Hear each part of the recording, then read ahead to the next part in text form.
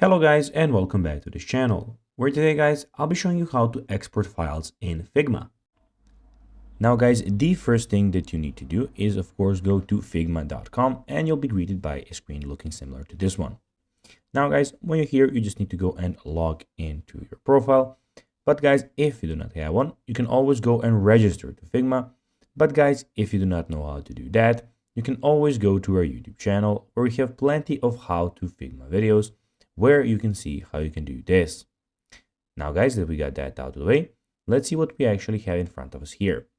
So as you can see here, we have, as I said, Figma official website where firstly you have your profile where you can see some themes that you put. So you can put a light theme, dark, or a system theme. You have your settings. You can get the desktop application if that's much easier for you. You can add another account and you can log out of the account that you're in at the moment. Here you can search for anything basically that you want to search for. So for types, by anything, basically what you want to search for. We have your themes here. We have your drafts, which I at the moment don't have any. You can go and have deleted drafts, the ones that you just made. You can view plans here. If you at the moment I have a free plan, but if you want to get another plan, you can go there. And you also have your favorite files.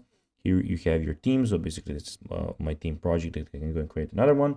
And in the top right corner, we have the design file. Where you can design, we have the import and the plus Figma Jam board.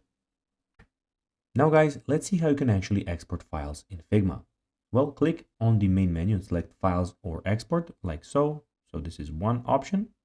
Then the second option is if you want to do it with keys, you can go and click on Shift, Control and E, and that's basically how you do it.